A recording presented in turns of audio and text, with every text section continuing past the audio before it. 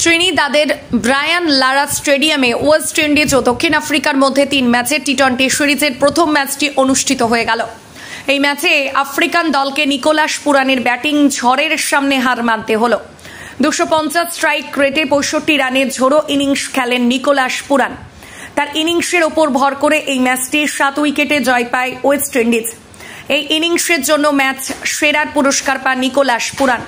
এই ম্যাচে ওয়েস্ট ইন্ডিজকে জয়ের জন্য 175 রানের লক্ষ্য দিয়েছিল দক্ষিণ আফ্রিকা। এই রানটি তাড়া করতে নেমে স্বাগতিক দল 13 বল বাকি থাকতেই লক্ষ্য অর্জন করে দিয়েছিল। এদিনের ম্যাচে টসে হেরে প্রথমে ব্যাট করতে আসে দক্ষিণ আফ্রিকা। দিনের শুরুটা ভালো হয়নি প্রোটিয়াতে। মাত্র 42 রানে প্যাভিলিয়নে ফিরে গিয়েছিল অর্ধেক দল। এরপর ট্রিস্টান স্টাবস 76, প্যাট্রিক ক্রুগারের 44-এর সঙ্গে ষষ্ঠ উইকেটে 71 রানের জুটি গড়ে দলকে 100 ছাড়িয়ে যান। স্টাব শেষ ওভার পর্যন্ত ক্রিজে ছিলেন, যে কারণে দল 7 উইকেট হারিয়ে দক্ষিণ আফ্রিকা 174 রানে পৌঁছাতে সক্ষম হয়। একটা সময় দক্ষিণ আফ্রিকা দলের স্কোর ছিল 5 উইকেট 42 রান। সেখান থেকে দলের স্কোর 7 উইকেটের বিনিময়ে 174 রানে নিয়ে যায় দক্ষিণ আফ্রিকা। এটি দক্ষিণ আফ্রিকা দলের জন্য একটি দুর্দান্ত পুনরুদ্ধার ছিল।